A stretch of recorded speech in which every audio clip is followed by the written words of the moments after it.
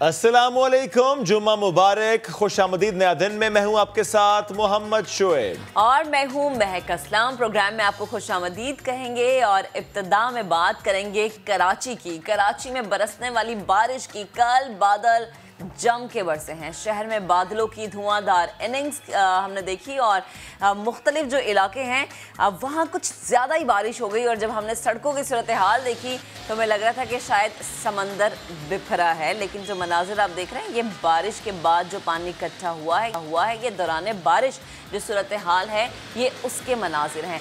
Malir, Karsaz, north Karachi और Shah Faisal colony समेत कई इलाकों में बादल जम कर बरसे। शारा फैसल भी पानी पानी हो गई और अजीज़ाबाद में गटर उबल पड़े। पानी घरों में दाखिल हो गया। अब जो लोग कैमरे के उस पार बैठे सुन रहे होंगे ना, वो कहेंगे ये सब पुरानी बात है, ऐसा होता रहता है। सब लोग इससे आदी हो चुके हैं। लेकिन आप यकीन करें कि जब भी हम बात करते हैं दावों की, जब भी हम बात करते हैं वादों की और जब भी हम बात करते हैं इक़दामात की, तो जब बारिश की पहली बूंद पड़ती है ना तो वो सब कुछ बह जाता है। एग्जैक्टली महक, लेकिन जुलाई के एंड पे ऐसी बारिश की उम्मीद नहीं थी। इतनी तबाही की उम्मीद नहीं थी। पानी घरों में दाखिल हो जाएगा इसकी उम्मीद नहीं थी।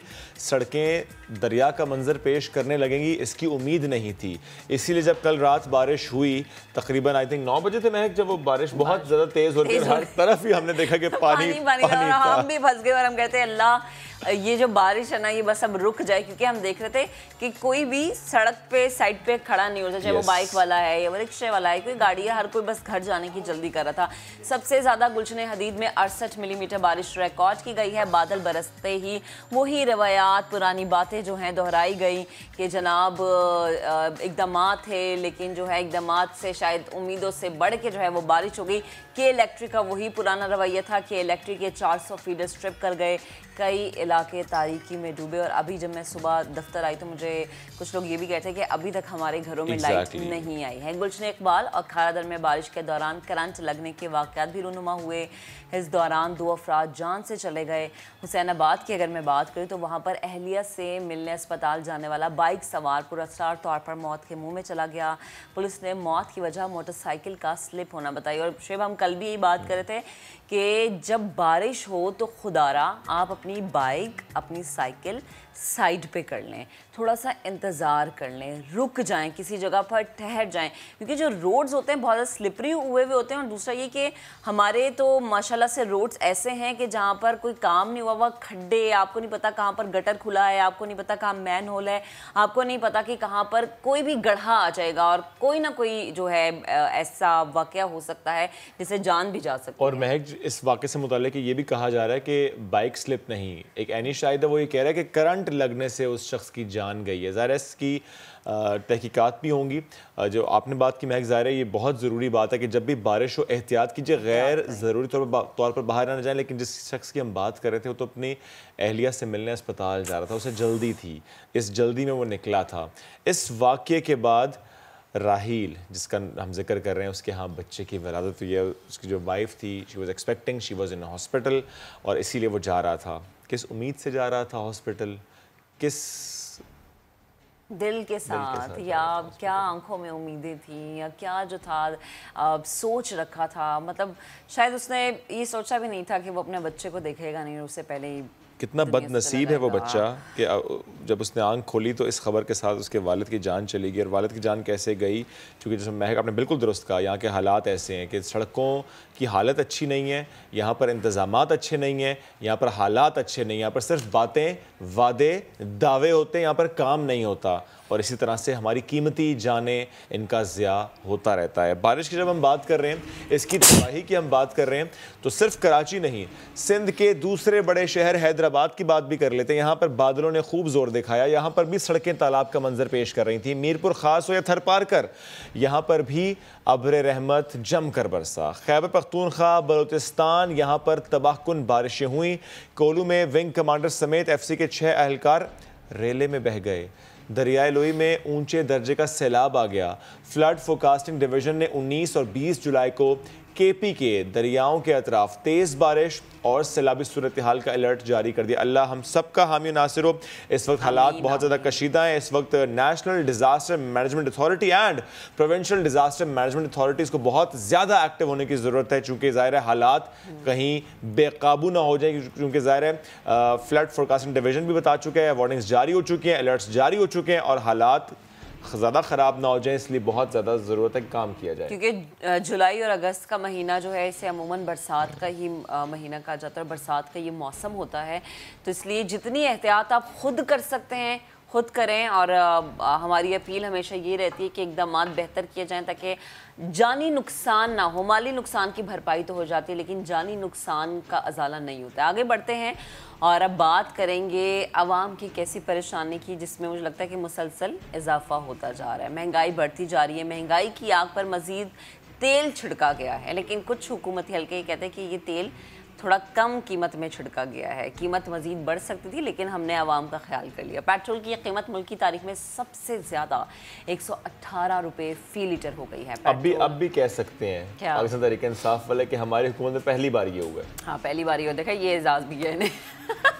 मतलब महक ऊपर से शहबाज गिल साहब की बात आप सुन लीजिए। हाँ, कि हम मजीद बढ़ा सकते थे लेकिन हमने अवाम का ख्याल किया। वो कहते हैं जी आलमी मंडी में तेल की कीमतों में बहुत ज़्यादा इजाफा है और वज़ीर-ए-आज़म साहब ने अवाम को रिलीफ दिया है। तारीख में सबसे ज़्यादा प्राइस है और वो कह रहे हैं कि अवाम को रिलीफ। मुझे लगता है गिल साहब ना हमारा प्रोग्राम देखते हैं, पॉजिटिविटी बहुत आ गई है उनमें, लेकिन प्लीज़ ऐसी पॉजिटिविटी जिससे अवाम का नुकसान हो रहा है, कोई पॉजिटिविटी नहीं होती। पेट्रोल 5 रुपये 40 पैसे और डीजल 2 रुपये 54 पैसे महंगा हुआ है। मट्टी के तेल की कीमत 1 रुपये 39 पैसे बढ़ा दी गई है। शहबाज गिल साहब का भी जिक्र आ गया। आलमी मंडी में तेल की कीमतों में इजाफा हुआ लेकिन वज़ीर आज़म ने अवाम को ज़्यादा से ज़्यादा रिलीफ दिया। ये हम नहीं कह रहे, ये शहबाज गिल साहब ने कहा। शहरी कहते हैं कि हुकूमत ही बता दे कि 15,000 तनख्वाह में घर कैसे चलाया जाए। मुझे लगता है 15,000 जिनकी 10,000 या 12,000 तनख्वाहें हैं वो तो फिर मुझे लगता है सर पकड़ के बैठ जाएंगे। फाकों पे तो आ ही चुके होंगे, मजीद न जाने उनके घरों में रहने वाली खवातीन या बच्चे उन्होंने मजीद क्या कुछ देखना है। अवामी राय आपको सुनवाते हैं। मेरी तनख्वाह जो है 15,000 रुपये, 3,000 रुपये यानी कि 100 रुपये डेली का मेरा पेट्रोल है। अभी और महंगा हो जाएगा। इमरान खान की हुकूमत में आवाम बहुत ही पहले परेशान है और परेशान हो गई। अवाम परेशान है और कल जब हमने कराची की सड़कों पर रश देखा उसकी सिर्फ एक वजह ये बारिश नहीं थी, सिर्फ एक वजह ये नहीं थी कि सड़कों पर पानी खड़ा था, वजह ये भी थी शारा फैसल पर, चूंकि ज़ाहिर मालूम था कि पेट्रोल की प्राइस बढ़ रही है 12 बजे के बाद, तो रश था पेट्रोल पंप्स और उसकी वजह से भी कई जगह पर ट्रैफिक जैम था। और हम ये हमेशा देखते हैं कि जब भी ऐसा कुछ होता है ना तो या तो चीज़ें नापैद होना शुरू हो जाती हैं या फिर आवाम जो है वो बेचारी मजबूर होकर लाइनों में लग जाती है। तो प्लीज़ अगर आप आवाम को रिलीफ दे रहे हैं तो वो जो रिलीफ का लफ्ज़ है ना उसको सही मानों में इस्तेमाल करें। आगे बढ़ते हैं, पड़ोसी मुल्क की ज़रा बात करते हैं। आजकल जब भी हम पड़ोसी मुल्क का जिक्र करते हैं तो वो भारत नहीं बल्कि अफ़गानिस्तान इस वक्त बहुत ज़्यादा मरकज़ निगाह बना हुआ है। अफ़गानिस्तान में अमन के लिए पाकिस्तान की कोशिशें जारी हैं और हर कोई इस बात का मुअत्तरिफ़ है कि पाकिस्तान अफ़गानिस्तान में अमन के क़याम के लिए कितनी ज़्यादा मेहनत और कितनी ज़्यादा हिकमत अमली अपना चुका है। कल से यानी 19 जुलाई तक इस्लामाबाद में कॉन्फ्रेंस होगी और वज़ीर आज़म इमरान खान और अफ़गान सदर जो हैं अशरफ गनी उनकी मुलाकात भी होगी। अफ़गान सदर की जानिब से मुलाकात की ख्वाहिश ज़ाहिर की गई थी जिसकी वजह से ये कॉन्फ्रेंस मुनक्किद की गई है। अफ़गानिस्तान से गैर मुल्की फ़ौज के इनखला से जो सूरत हाल अब पैदा हो गई है उस पर खान साहब और अफ़गानी सदर जो हैं उनकी बात होगी और बात होना बेहद ज़्यादा ज़रूरी है क्योंकि DGI SPR भी ये कहते हैं, शाह साहब भी जब हमारे प्रोग्राम में आते हैं वो ये कहते हैं कि जो अफ़गानिस्तान का अमन है और जो पाकिस्तान का अमन है एक दूसरे से जुड़ा हुआ है।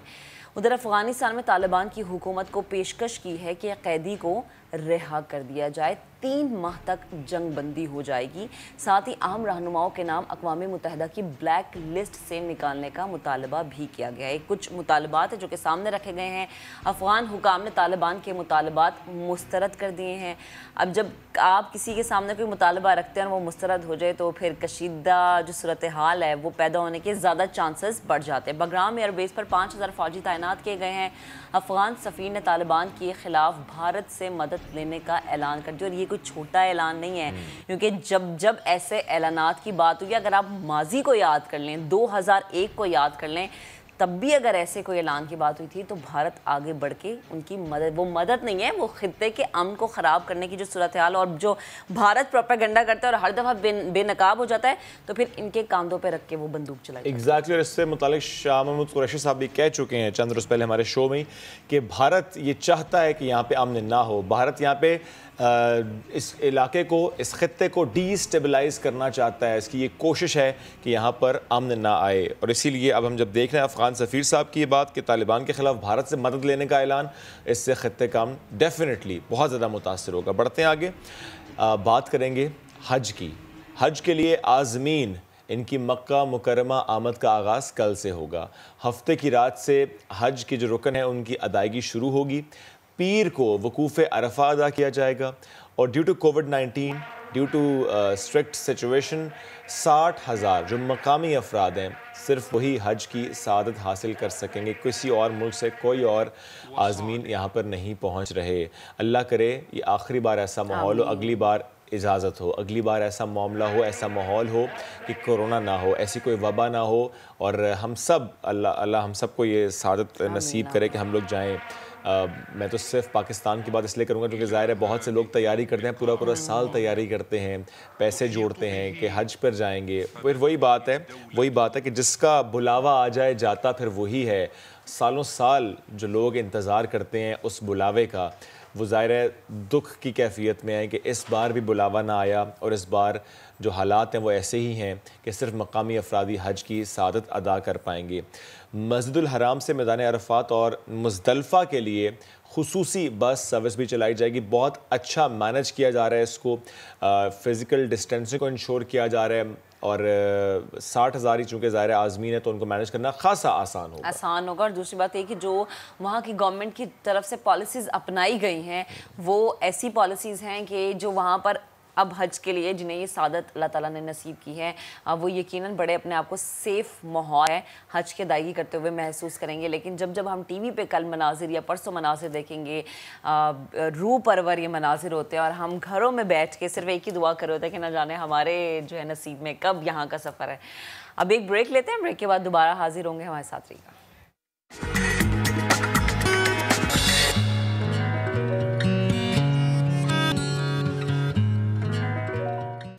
वेलकम बैक जनाब। अब उस वायरस की बात करते हैं जो फैलता ही जा रहा है और काबू में नहीं आ रहा है। नई नई इक़साम उसकी आ रही हैं और जो इक़साम सामने आ रही हैं वो पहले से ज़्यादा ख़तरनाक है।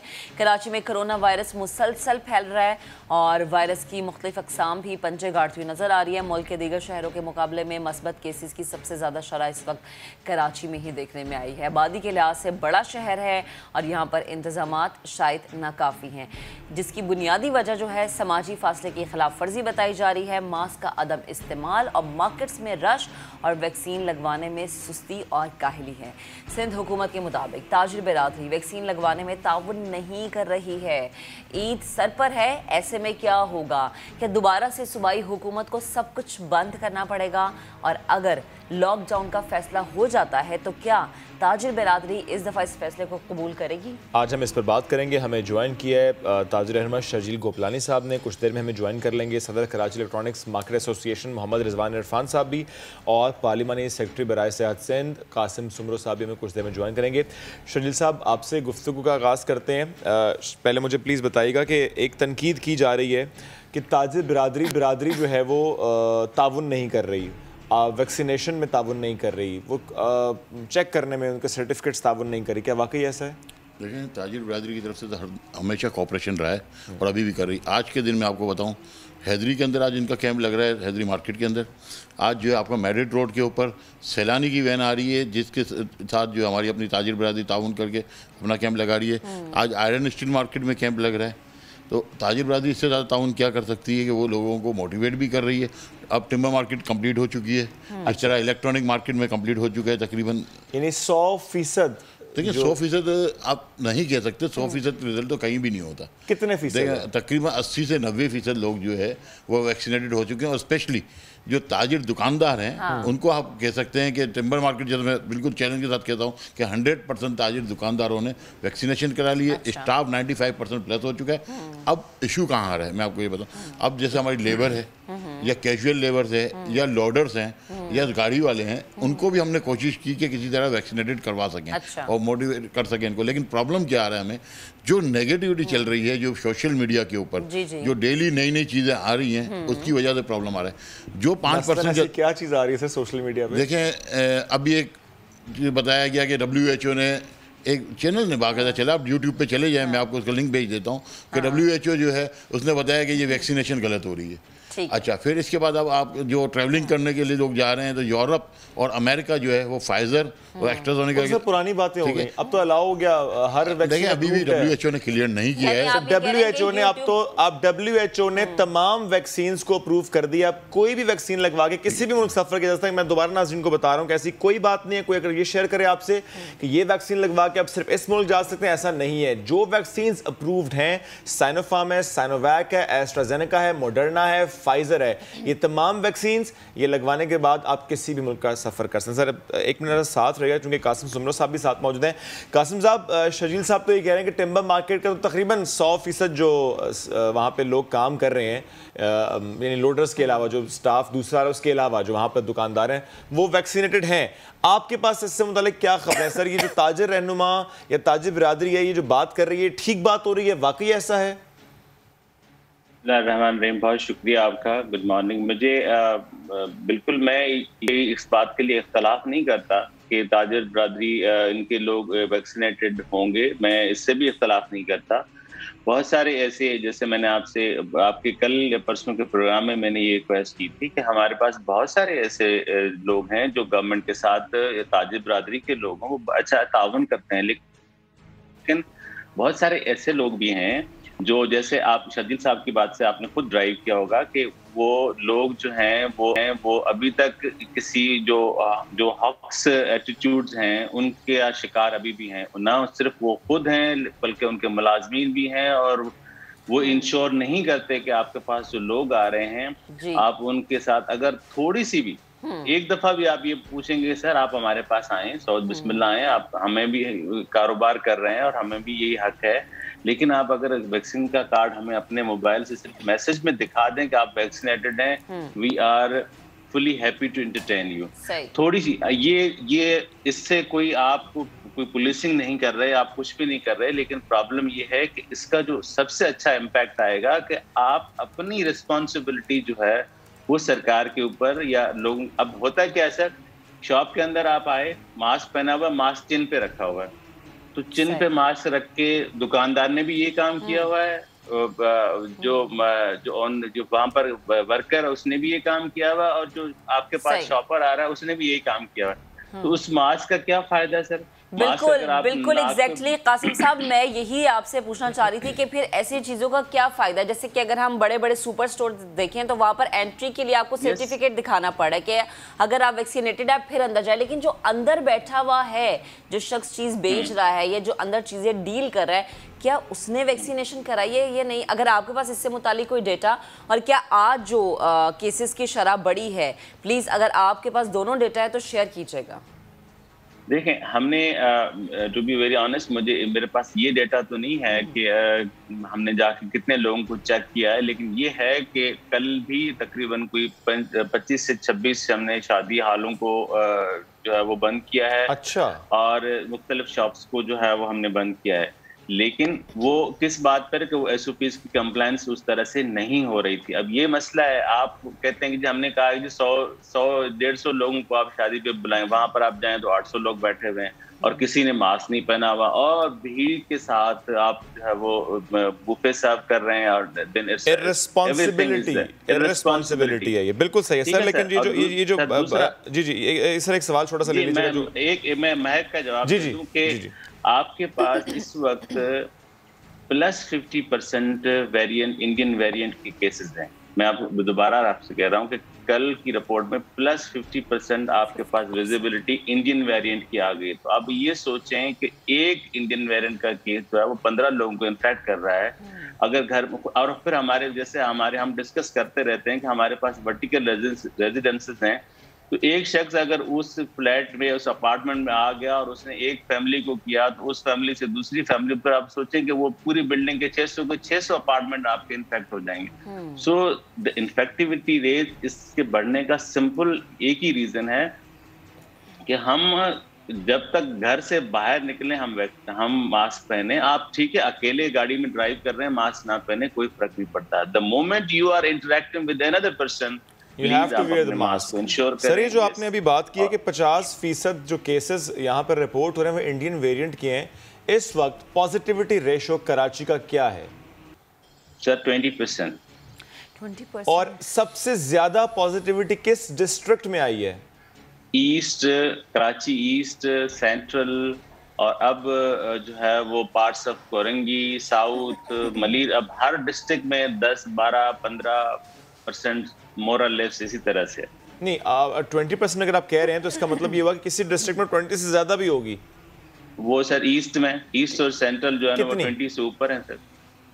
20 से ऊपर है? Yes absolutely. मैं आपको एक I have a data, morning data है मेरे पास, वो मैं आपको शेयर कर देता हूँ सर। लेकिन 20% पॉजिटिविटी रेशो, ये तो अलार्म बेल है। यस, ये तो अलार्म बेल है सर, अलार्म बेल। यही तो हम अर्ज कर रहे हैं ना कि हम अब ये लोग इस पे यही प्रॉब्लम है, आप वो समझते हैं कि तो कासिम साहब अब हम क्या समझे कि अब ये लॉकडाउन की तरफ जो जाने वाली बात थी या मुकम्मल लॉकडाउन का जो फैसला होता है अब इस तरफ जाया जाएगा और ये हम देखें कि कल या परसों से मार्केट्स बिल्कुल बंद होंगे? सर हम इसकी बहुत जो है वो क्या कहते हैं आप, हमने ये हम चाहते हैं। प्रॉब्लम ये होती है कि सिंध गवर्नमेंट अपने तौर पर जब डिसीजन लेती है तो उस पे जो पॉलिटिकल पार्टीज हैं या जो हमारे बहुत सारे ये दोस्त हैं, ये खुद से मिलके एक महाज बना लेते हैं गवर्नमेंट के खिलाफ। और वो जो महाज बनने की वजह, जो नुकसान क्या होता है कि वो जो नॉन पॉलिटिकल लोग हैं, वो जो आम शख्स है, वो जो लेबरर क्लास है, वो समझती है कि गवर्नमेंट हमारे साथ ज्यादती कर, इनके साथ खड़े हो जाते हैं। ज़ाहिर है तो अगर लॉकडाउन की सूरत हाल आती है तो डेफिनेटली लोग सफर करते हैं और लोग ट्रामा में भी जाते हैं, साइकोलॉजिकल इम्पैक्ट लोगों के ऊपर आता है। ट्रू सर, लेकिन ये जो बात हो रही है मुकम्मल लॉकडाउन की, आपने कहा था कि सिंध गवर्नमेंट जो है एनसीओसी में तजवीज़ देगी मुकम्मल लॉकडाउन की, क्या इससे मुताल्लिक सर शेयर कर सकते हैं?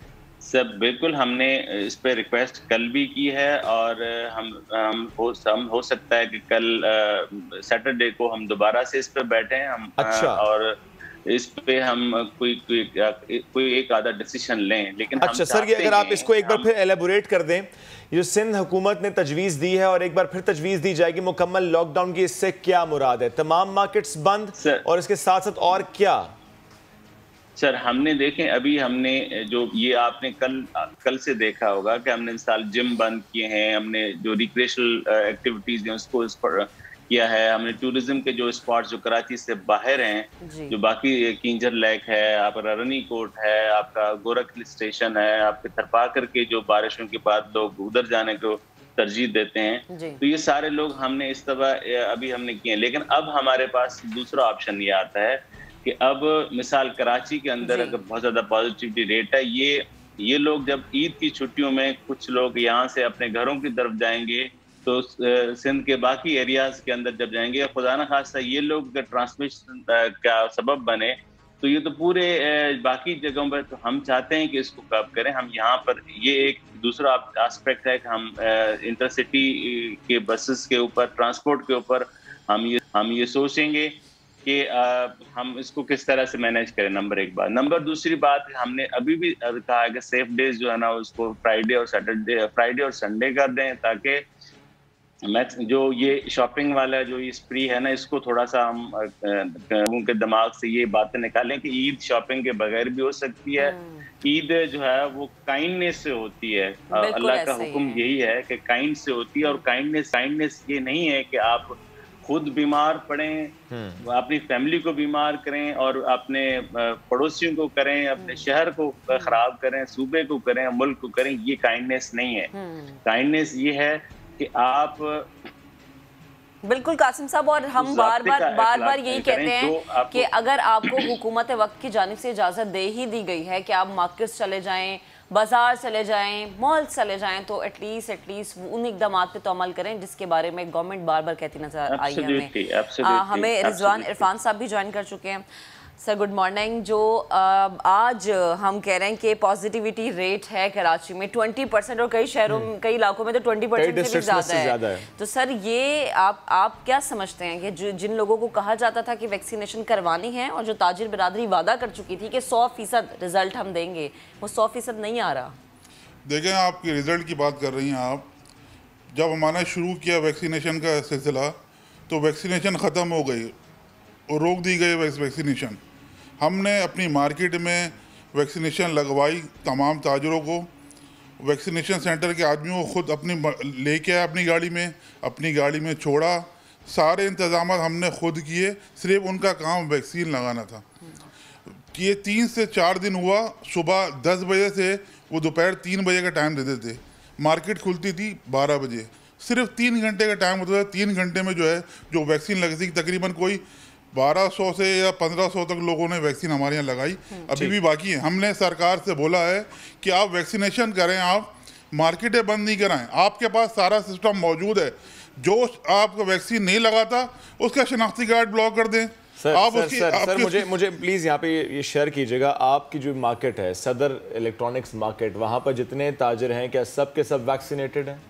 सारे वैक्सीनेटेड नहीं है, हो रहे हैं। कितने फीसद वैक्सीनेटेड? आप समझ सकते हैं कोई 40% लोग वैक्सीनेट हो गए। सर ये तो अगर आप खुद कह रहे हैं 40% वैक्सीनेटेड है सर, फिर तो ये तो आपके ऊपर बड़ा सवाल है। फिर आपने क्या किया? देखें, मैंने आपको बताया, हमने अपने दुकानदारों को लेके गए और उनको लगवाने की कोशिश की। अगर सर दुकानदार नहीं लगवा रहे, आपके मार्केट में सिर्फ 40% लोगों की वैक्सीनेशन हुई है सर, फिर अगर हुकूमत कहते हैं बंद करो तो फिर आप सर एहतजाज नहीं देखें, आप वैक्सीनेशन जिसने नहीं कराई उनकी टीमें आई, उन्होंने चेक किया, उस दुकान को सील किया। हम उनके साथ खड़े हैं। आपकी अपनी एसोसिएशन का क्या रोल है फिर? देखें बताऊं मैं आपको, हम किसी को जबरदस्ती वैक्सीन नहीं लगवा सकते। हम वैक्सीन लगाने की, आपके पास डेटा मौजूद है। एक सरकार के पास जो है पूरे वसाइल हैं, आप वसाइल इस्तेमाल करें ना। आप ठीक है, आपके पास सारे वसाइल हैं। ठीक है सर, ठीक है। कासिम साहब, रिजवान इरफान साहब भी कह रहे हैं कि उनके जो मार्केट है 40% लोगों की वैक्सीनेशन हुई है सर, तो फिर तो आप लोग जाके उनको सील कर दें। ये तो एहतजाज भी नहीं करेंगे, तो कह रहे हैं कर दें सील। सर बिल्कुल, अभी हम नेक्स्ट स्टेप इसी पे जाएंगे। अब तो हमें सच क्या, रिजवान साहब ने खुद ही जो है वो हमें लाइसेंस दे दिया है, तो ये इस पे हम कोई जो है वो कल कोई एहतजाज नहीं करेंगे। बस हमें इस बात की, ये जो हम अपने लोगों को, ये हमारे दोस्त हैं, ये हमारे लोग हैं, ये जो है ना वो पाकिस्तान, क्योंकि कासिम साहब अगर फैसला ऐसा होता है मुकम्मल लॉकडाउन, अगर फैसला ऐसा होता है कि मार्केट्स बंद, तो ये ज्यादती है उन 40% लोगों के साथ जिन्होंने वैक्सीनेशन करवाई है। ये ज्यादती है उनके साथ। बिल्कुल आप, यही तो मैं आज आपसे अर्ज कर रहा हूँ ना कि हमने इसलिए वोट डिसीजन पहले लिए हैं कि जिसमें जो है ना वो कम से कम लोग जो है वो इफेक्ट होते हैं इन टर्म्स ऑफ बिजनेस, कारोबार के हिसाब से। बस ये वो चीजें हैं जो लग्जरी में आती हैं, उसको हमने बंद किया है। वो चीजें जो इसेंशियल्स हैं उसको हम अभी तक ये इसी बात पे, ये जो आपने बिल्कुल बहुत जबरदस्त बात की है, और ये कि आप मिसाल रिजवान साहब की एक बात देखें कि जी हम लोगों को जबरदस्ती नहीं करवा सकते, तो हम तो अब इस एक्शन पे आ जाएंगे कि जो आपने वैक्सीनेट नहीं किया, आपने खुद प्रॉमिस किया था वैक्सीनेट करवाएंगे, स्टाफ को करवाएंगे, लोगों को करवाएंगे, लेकिन ये कह रहे हैं कि जी आप, हमारी टीमें आपके पास आई। तो सर हमारे मास वैक्सीन सेंटर हर जगह पर, आपकी इलेक्ट्रॉनिक मार्केट से तो 15 बिल्कुल 24 घंटे 5 मिनट की जो है ना वो ड्राइव पे आपका खालिक दिनों हाल है।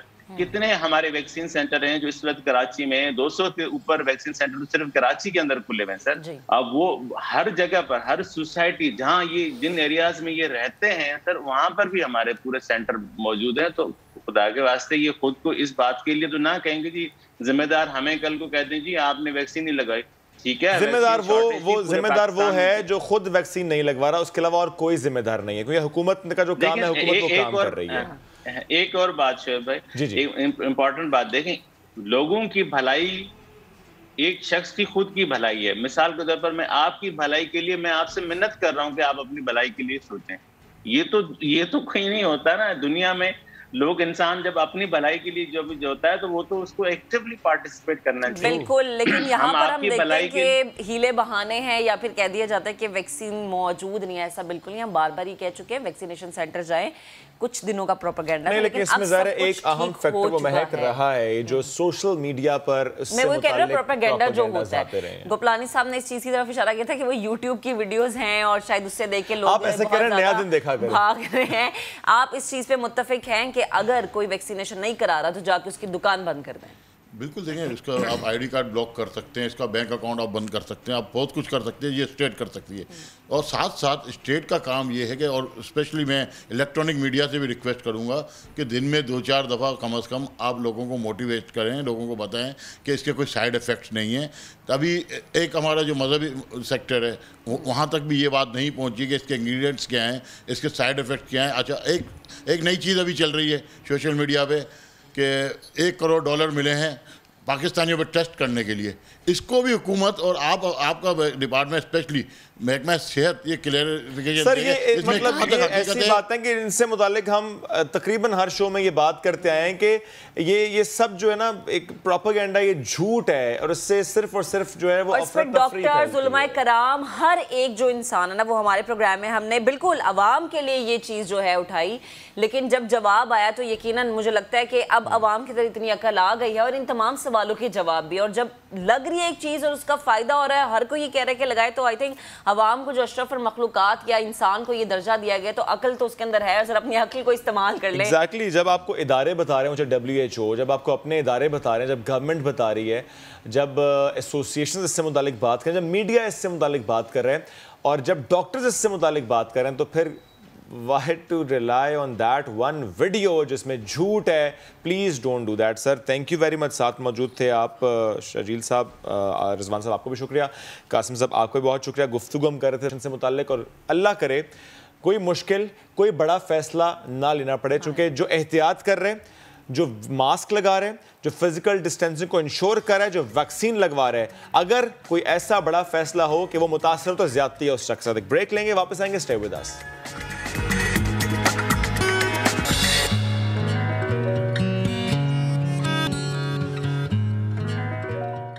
वेलकम बैक जनाब। अब ज़रा उस जगह की बात करते हैं जहां इलेक्शन की बहुत ज़्यादा गहमा गहमी है। आज़ाद कश्मीर कानून साज असम्बली के इंतखाबात के लिए उम्मीदवारों की मुहिम तेज़ पकड़ती जा रही है और हम देखते हैं कि हर रोज़ नून लीगी या पीपल्स पार्टी या फिर PTI वाले हमें जलसा करते हैं, अवाम को इकट्ठा करते हुए नजर आते हैं। हल्के में अवाम से वादे किए जा रहे हैं, दावे किए जा रहे हैं, उनकी किस्मत बदलने की यकीन दहानियाँ हो रही हैं। उम्मीद की जा रही कि कामयाबी उन्हीं की होगी, लेकिन देखना यह है कि जब अवाम हक राय दही इस्तेमाल करने के लिए बाहर निकलेगी तो किस निशान पे ठप्पा लगाएगी, इंतखाबात में कौन सी जमात मैदान मारेगी, ये तो आने वाला वक्त बताएगा। लेकिन उम्मीदवारों की कितनी तैयारी है, आज इसी पर बात करने के लिए हमें ज्वाइन किया है LA 16 शर्की बाग से पीपल्स पार्टी के उम्मीदवार जो कि बहुत ही ज़्यादा पुरुम्मीद हैं, सरदार कमल ज़मान खान साहब ने।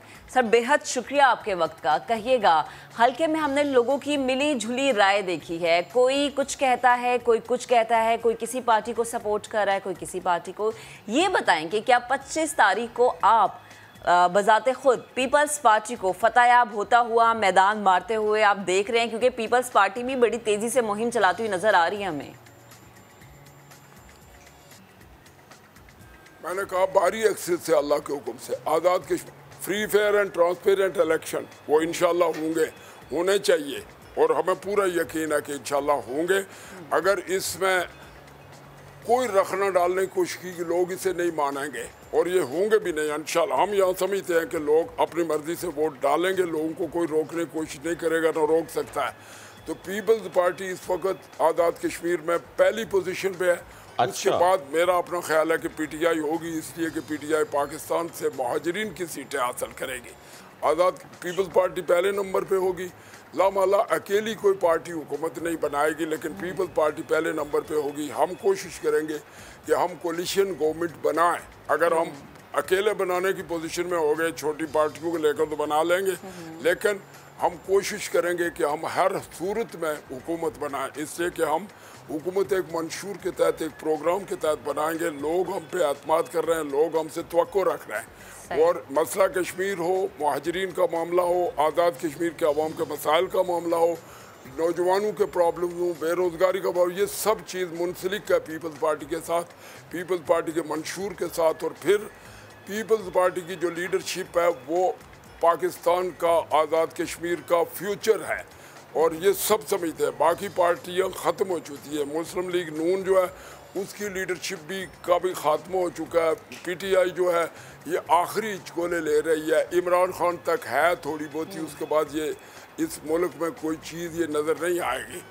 ठीक है सर, जिस तरह आप कह रहे हैं कि पाकिस्तान तहरीक इंसाफ आपको दूसरे नंबर पर दिखाई दे रही है, साथ ही आप कहते हैं कि कोई एक पार्टी शायद गवर्नमेंट ना बना पाए, कोalition गवर्नमेंट हो, आपको क्या लग रहा है पाकिस्तान पीपल्स पार्टी का जो मुकाबला होगा, जो उम्मीदवारों का मुकाबला होगा, जो कड़ा मुकाबला होगा, उसमें कांटे का मुकाबला PTI के उम्मीदवार के साथ ही होगा?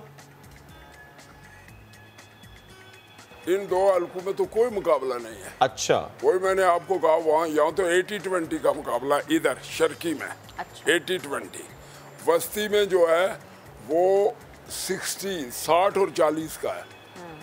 कोई मुकाबला नहीं है 9 साल के। आप देख लें, बाकियों की जाके भी देख लें, हमारे साथ भी 1-2 जगहों पे जाएं और इधर भी देख लें कि किस तरह पब्लिक आ रही है। ये हम इनको दावत दे के नहीं ला रहे हैं, अपने प्यार और मोहब्बत से, अपने जज्बात के जरिए आ रहे हैं। और ख़वातीन इतनी आ रही हैं कि हमारे पास टाइम नहीं है। हर आदमी, बच्चा, बड़ा, नौजवान, बूढ़े, सब वोट देना चाहते हैं, पीपल्स पार्टी को देना चाहते हैं, मुझे देना चाहते हैं, ज़िया को देना चाहते हैं। और इसमें ख्वातीन तो 80% हमें देना चाहते हैं। बराह रास्त अभी आपको लिए चलते हैं। वज़ीर आज़म इमरान खान वक्त तकरीब से खिताब कर रहे हैं। के हवाले से मुनक्किदा कॉन्फ्रेंस में वज़ीर आज़म इमरान खान कॉन्फ्रेंस में शिरकत के लिए कांग्रेस सेंटर पहुंच गए हैं और इस वक्त खान साहब भी मौजूद हैं और इसके साथ ही साथ ताशकंद में central and south Asia conference जारी है, जिसके मनाज़िर इस वक्त हम आपको बराह रास्त दिखा रहे हैं।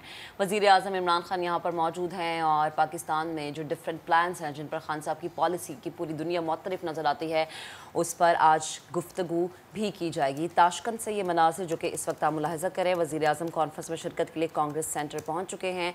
Central and south Asia conference जिसका इनेकाद किया गया है और साथ ही साथ वज़ीर आज़म खान साहब का ये कहना है कि पाकिस्तान में जो बिलियन ट्री मंसूबा है और इसके साथ ही साथ माहौल दोस्त जितने मंसूबे बनाए गए हैं, उन तमाम मंसूबों पर आज यहाँ पर अवाम के सामने, आज यहाँ पर पूरी दुनिया के सामने उन मंसूबों के प्लान से मुतालिक बात की जाएगी। वज़ीर आज़म इमरान खान और चीन के वज़ीर आज़म के दरमियान टेलीफोनिक राबता भी हुआ है इससे पहले। और अभी के जो मनाजिर है ये ताशकंद से बराह रास्त मनाजिर हैं जो कि इस वक्त आप मुलाहिज़ा कर सकते हैं। मुख्तलिफ़ ममालिक के सरबराहान यहाँ पर शरीक हुए हैं और मुख्तलिफ़ ममालिक की जो पॉलिसीज़ हैं अपनी आवाम के हवाले से आज उन पर खुलकर बात की जाएगी। ताशकंद में central and south Asia conference का इनेकाद किया गया है और खान साहब यहाँ पर पहुँचे और हमने देखा है कि इमरान खान जब भी किसी ऐसे प्लेटफॉर्म पर होते हैं जहाँ पे पूरी दुनिया के सामने वो उन इक़दामात के बारे में जो है बात कर सकते हैं जो कि होनी चाहिए, वो बड़े अच्छे तरीके से हर चीज़ को रिप्रेजेंट करते हुए हमें नज़र आते हैं। जब गुफ्तगू होगी वो भी हम आपको बराह रास्त दिखाएंगे। अभी हम आज़ाद कश्मीर इलेक्शन के हवाले से बात कर रहे हैं और कमरुज़्ज़मान खान साहब ने हमें ज्वाइन किया, बड़े पुरुमीद वो नज़र आ रहे हैं कि जी पीपल्स पार्टी यहाँ से मैदान मारेगी। खान साहब प्लीज़ कुछ प्लान शेयर कीजिएगा कि जीत के बाद कश्मीर को क्या नया मिलेगा, क्योंकि जब भी पीपल्स पार्टी का जलसा होता है तो वो पुरानी बातें हमेशा हमें याद आती हैं जो पहले इलेक्शंस में भी होती हैं, लेकिन मिला कुछ नहीं था। तो प्लीज़ अभी प्लान है क्या, वो भी बताइएगा। मेरा हर वक्त ये मंशूर रहा कि पहले नंबर पे एजुकेशन, दूसरे नंबर पे हेल्थ, तीसरे नंबर पे इंफ्रास्ट्रक्चर जिसमें रोड बिल्डिंग वगैरह आ जाती है और उसमें अब हमने टूरिज्म को भी इंक्लूड किया हुआ है। ये मेरे मंशूर का हिस्सा है गुज़श्ता 20 साल से। और फिर आगे जो आता है बेरोज़गारी कि इसका खात्मा, जब हम लोगों को पढ़ाएंगे, बच्चों और बच्चियों को, ये पढ़े लिखे बच्चे किधर जाएंगे, इनके लिए हमने ज़्यादा से ज़्यादा जॉब्स क्रिएट करनी है और जॉब्स क्रिएट करने के लिए हमें अदारे बनाने पड़ेंगे। प्राइमरी स्कूल को मिडिल को हाई को हायर सेकेंडरी और कॉलेज, इंटर कॉलेज को डिग्री कॉलेज को पोस्ट ग्रेजुएट कॉलेज, फिर बॉयज़ यूनिवर्सिटी बाग में एक कैडेट कॉलेज का क्या, जो मेरा देरीना ख्वाब है, और मैं इंशाल्लाह हर हालत में, और वो नेवल कैडेट कॉलेज होगा और वो बनेगा बाग में।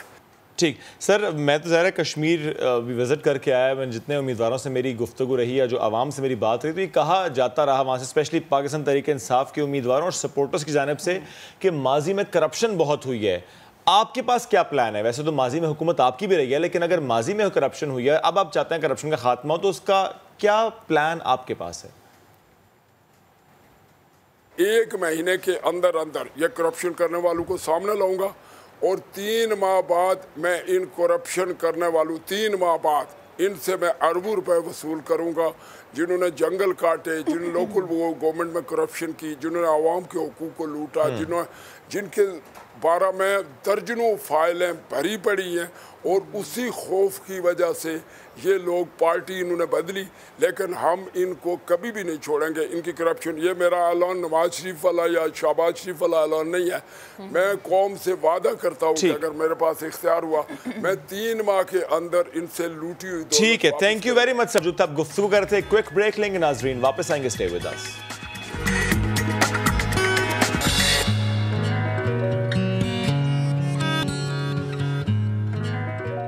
नया दिन में नए सिरे से खुशामदीद। ब्रेक पर जाने से पहले हम बात आज़ाद कश्मीर के इंतखाबात की कर रहे थे, और जब बात आज़ाद कश्मीर के इंतखाबात की हो रही है, इससे पहले कई शोज़ में हमने जिक्र किया है वहाँ की आवाम की राय क्या है, पाकिस्तान तहरीक इंसाफ के उम्मीदवार कितने उम्मीद रखते हैं कि वो जीत जाएंगे। इसके साथ दीगर पार्टीज़, PMLN हो, पीपल्स पार्टी हो, वो क्या उम्मीद रखते हैं। और उसके साथ साथ जो गुफ्तगू अभी पीपल्स पार्टी के रहनुमा से हुई कमरुज़्ज़मान साहब से, उसके बाद ये लगा महक कि शायद आज़ाद उम्मीदवार पांसा पलट सकते हैं, उनका बड़ा अहम रोल होगा।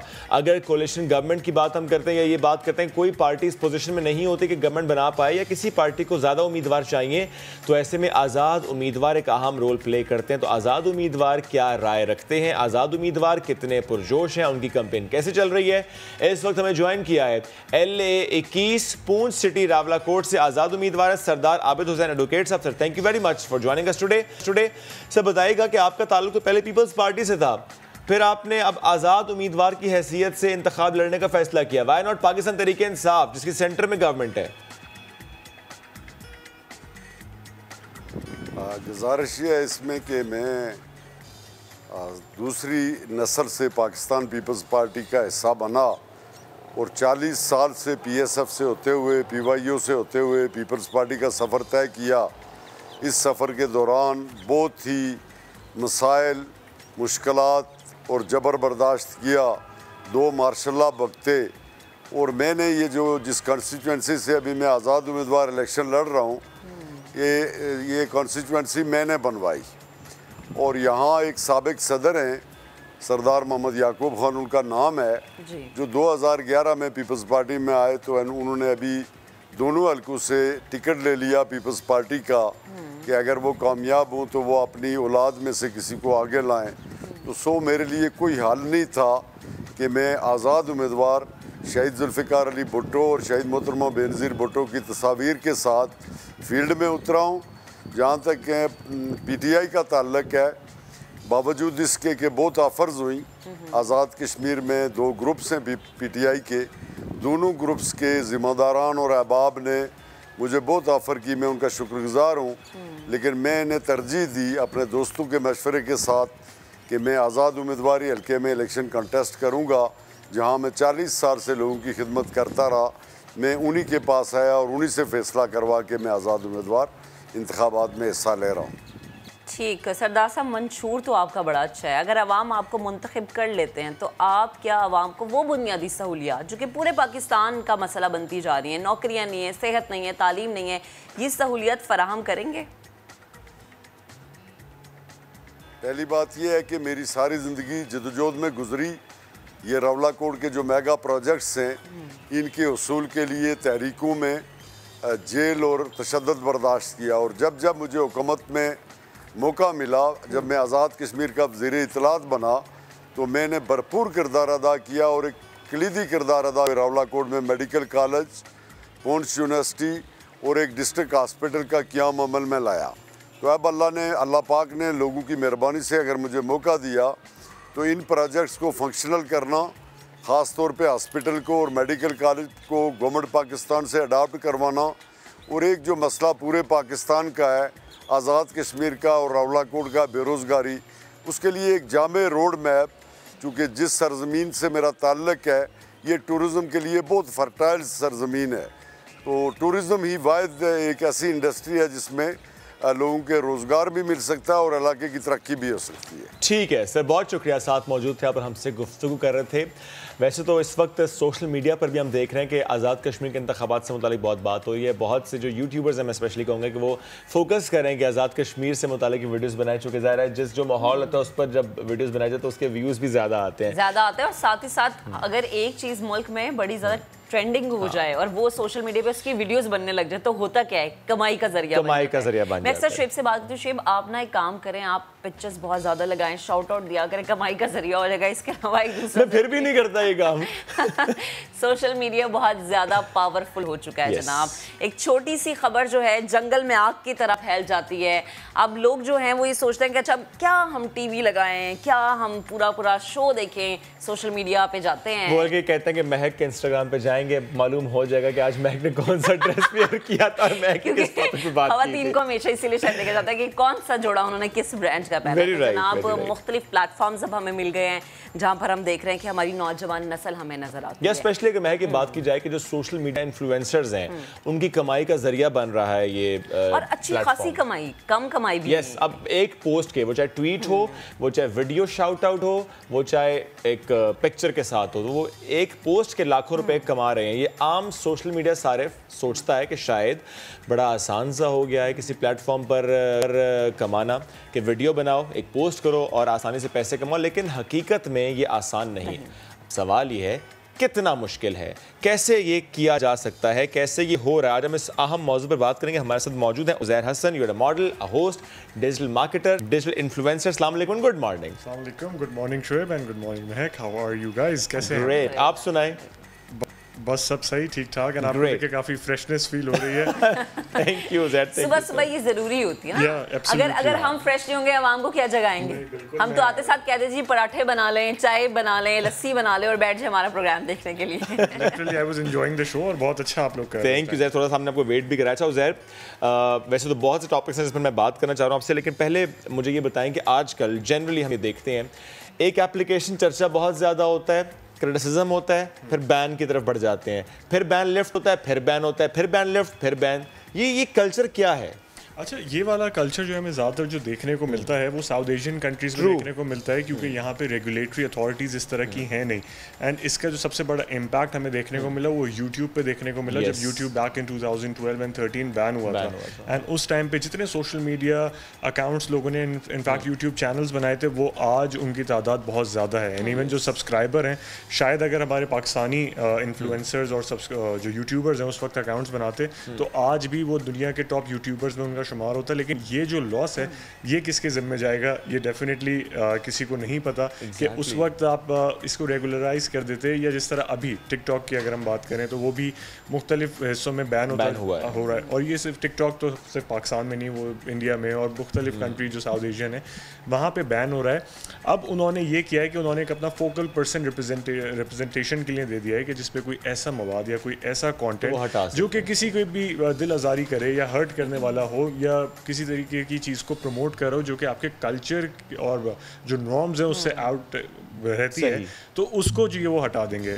तो ये एक चीज़ है, ये एक पॉजिटिव चीज़ हुई है डेफिनेटली, वरना वाकई पहले बैन वाला मामला बहुत ज़्यादा था। लेकिन उसमें अगर हम इस पर भी यूँ देख लें कि ये जो बैन होता है, फॉर एग्जांपल एक ऐसा शख्स है, एक ऐसी खातून है जिसने अपनी पहचान ही किसी एक प्लेटफॉर्म से बनाई है, कोट कर देता हूँ, जन्नत मिर्जा हैं टिकटॉक पे, या और बहुत से लोग हैं, अब पहचान बना ली उन्होंने एक प्लेटफॉर्म से, अगर वो प्लेटफॉर्म बैन हो जाएगा क्या वाकई फ़र्क पड़ता है उनकी ज़िंदगी पर? फॉर श्योर शुएब, इससे फ़र्क डेफिनेटली पड़ेगा। एंड खास तौर से if you are dependent financially on that particular app तो उससे तो बहुत ज़्यादा इम्पैक्ट होगा। यू नो कि यहाँ पे एम्प्लॉयमेंट की अपॉर्चुनिटीज़ इतनी नहीं है। एंड ऑफ कोर्स जब इस तरह के लोगों ने खुद क्रिएट किया ना अपॉर्चुनिटीज़, तो उन्होंने खुद देखा कि डेज के अंदर एक चीज़ थी कि जिससे वो अर्निंग कर सकते हैं, लेकिन जब हमने देखा कि उनके जो प्लेटफॉर्म्स हैं वो बैन करने शुरू आप कर देंगे तो उनके पास भी कोई रास्ता नहीं होगा, एंड उनकी जो फॉलोइंग है वो भी जो है आप गायब होनी शुरू हो जाएगी। इवन जब आप लोग स्टोरीज या अपनी पोस्ट नहीं लगाते हैं, आप देखते हैं कि आपकी जो एंगेजमेंट है वो काफ़ी कम हो जाती है, आवाम भूलना शुरू हो जाता है। इसलिए मैं शुभ कहती हूँ तुम बिल्कुल इंस्टाग्राम यूज़ किया करो, जो ये बिल्कुल नहीं करता। शुभ आप हैं इंस्टाग्राम पे? मैं इंस्टाग्राम पे हूँ। अच्छा, तो आपका कोई नाम बहुत ही डिफरेंट स्पेलिंग का होगा क्योंकि मुझे आप नज़र नहीं आ रहे शुभ, मैं आपको ढूंढ। अच्छा, यू राइट, एक्चुअली वाकई थोड़ा सा डिफरेंट स्पेलिंग से ही मैंने लिखा हुआ। मैं चाहता हूँ कम से कम लोग मुझे ढूंढें, आई डोंट नो व्हाई। अच्छी बात है अगर आप हर एक सोशल मीडिया के प्लेटफॉर्म पर मौजूद है, चाहे थोड़ा दिन में टाइम देते हैं, बिल्कुल देना चाहिए। आइडेंटिटी बहुत इंपॉर्टेंट है, एंड ये जिस तरह नादरा का शनाख्ती कार्ड और आपका पासपोर्ट बहुत इंपॉर्टेंट है। अब for example like I am Mohammad Shoaib, तो वो इतना कॉमन सा नहीं, वो इतना कॉमन सा नाम है कि उस कॉमन नाम पे अगर मैं जाऊं तो वो अकाउंट ही नहीं बनता।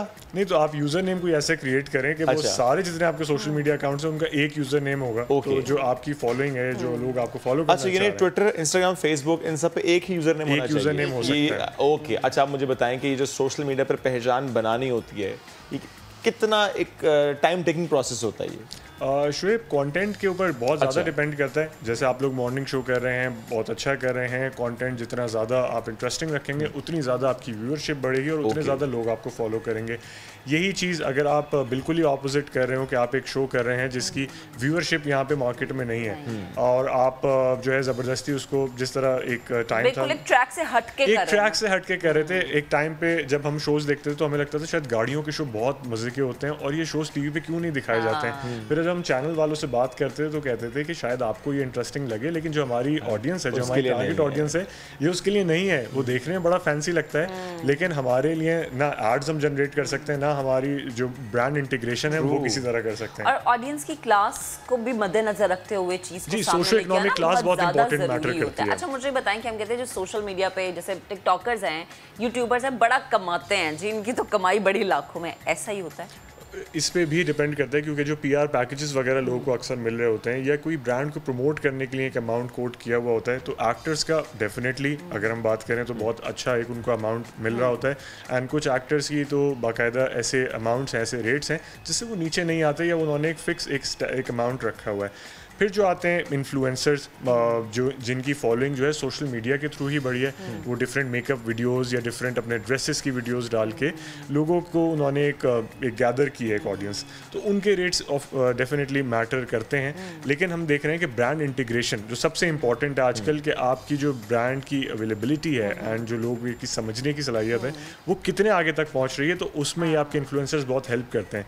तो इट्स नॉट लाइक कि वो सिर्फ पैसे बना रहे हैं, उसकी वजह से ब्रांड्स भी पैसे बना रहे हैं, उनके भी चीज प्रमोट हो रही है ना, वो कहेंगे अच्छा फलाने टिकटॉकर ने जोड़ा बना था तो अम्मा अब यही लेना है। और जोड़े की आप बात कर रही हैं तो कुछ ऐसी एक्ट्रेसेस हैं, लोग बोलते हैं इतनी महंगी एक्ट्रेसेस लेने का क्या फ़ायदा था। एक बहुत ज़बरदस्त डिज़ाइनर है पाकिस्तान के, वो बॉलीवुड की एक्ट्रेसेस लेके उनसे उनके कपड़े पहनवाते थे तो लोग बोलते थे यार ये पाकिस्तानी एक्ट्रेसेस, लेकिन वो नहीं देख रहे हैं कि उसका ग्लोबल इम्पैक्ट क्या आ रहा है, कि उस मॉडल या उस एक्ट्रेस को लेने का उसका इम्पैक्ट क्या पड़ा या उसकी सेल्स वॉल्यूम पे क्या इफेक्ट पड़ा। हम बहुत ही एक छोटे उस पे स्केल पे जो है मेजर करना शुरू कर देते हैं। अच्छा, मुझे बताएं, आप मॉडल भी हैं, आपने कहा कि कुछ एक्टर्स ऐसे जो कि एक स्केल तक वो लेते हैं पैसे और उससे वो नीचे नहीं आते, उनका इतना उन्होंने क्या कि हमने इतना लेना है। लेकिन कुछ एक्टर्स ऐसे जो कि टिकटॉकर्स या यूट्यूबर्स को कहते हैं कि इनके अंदर बिल्कुल एक्टिंग स्किल्स नहीं है, आ गए हैं ना इन्हें पता है, क्योंकि हमने एक ऐसे प्रोग्राम में हमने चलाया भी है, कुछ हमारे अदाकार हैं बड़े अच्छे हैं जो कि ये बातें करते नजर आते हैं।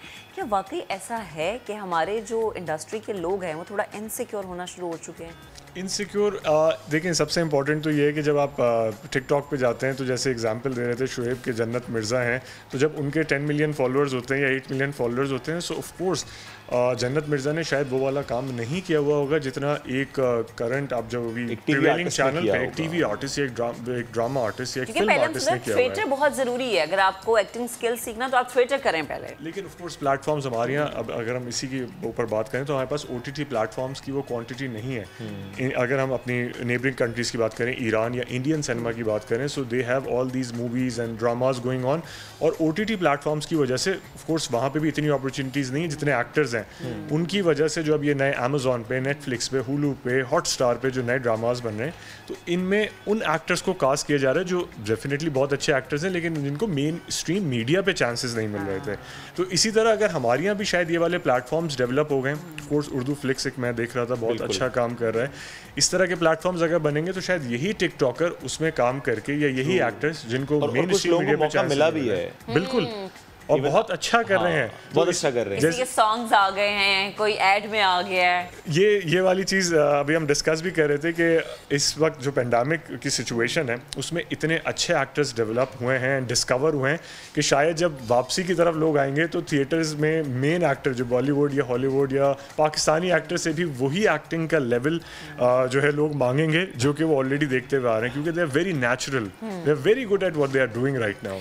अच्छा, मुझे ये बताएं कि हम कहते हैं जो सोशल मीडिया पे एक्टिंग करते हैं या जो चैनल्स रन करते हैं, जैसे यूट्यूबर हो गए, टिकटॉकर्स हो गए, जिनका मोस्टली हम जैसे जन्नत मिर्ज़ा या हरीम शाह, अगर एक चीज़ बैन हो जाती है फिर इनका फ्यूचर कहाँ है? इनका फ्यूचर फॉर श्योर डार्क ही मैं कहूँगा, क्योंकि we are living in a situation या we are living in a country जहाँ पे प्लेटफॉर्म जैसे हमने बताया कि काफ़ी कम है, एंड रियलिटी शोज़ पहले होते थे वो भी काफ़ी कम हो गए हैं, एंड जब आप इस तरह की चीज़ें मिनिमाइज़ करते रहेंगे, आप उनका जो कह रहे हैं ना घेरा तंग करते रहेंगे, तो डेफिनेटली एक जो लेवल होता है या एक ग्रोथ का लेवल होता है, हर एक का एक सर्टेन टाइम होता है जिसमें वो अर्न करता है या they are looking at their best, तो वो जब आप उनका टाइम निकाल देंगे सो ऑफ कोर्स उसका जो खमियाजा है उसके ऊपर जाहिर सी बात है आप जज नहीं कर सकते किसी को, या वो लोग नहीं बाद में आप ही को ब्लेम करेंगे, गवर्नमेंट को ब्लेम करेंगे या कंट्री को ब्लेम करेंगे, which should not be the case. Last में मैं पूछना चाहूँगी कि आपको क्या लगता है कि हमारी इंडस्ट्री में कुछ कहते हैं ना कि शायद बाप के नाम को इस्तेमाल करके आगे आ गया, हालांकि एक्टिंग स्किल इसमें बिल्कुल नहीं है, माँ के नाम को इस्तेमाल करके आगे आ गई, इसमें एक्टिंग स्किल बिल्कुल नहीं है, ऐसा हम सुनने को हमें मिलता है।